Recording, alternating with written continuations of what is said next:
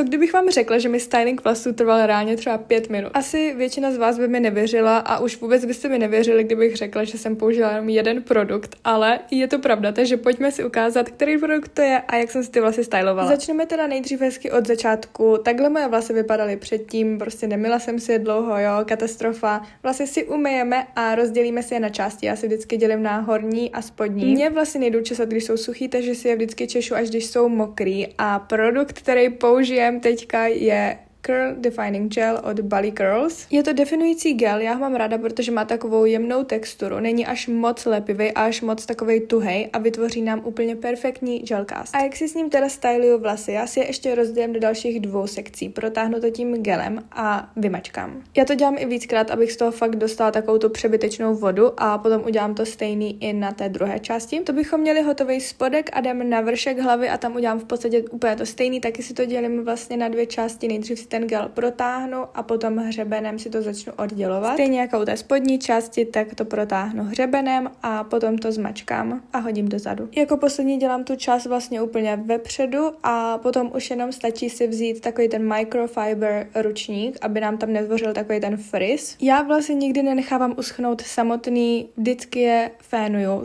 úplně vždycky, protože prostě je to tak hezky podrží ty kudrlinky a potom jsou víc takový nadýchanější. Vlastně i fénování těch vlasů je součást toho stylingu, takže vždycky používám difuzér a když nemám difuzér, tak používám cedník, je to prostě úplně to stejný, je to úplně super a takhle už vypadají moje vlasy, miluju to. Mua.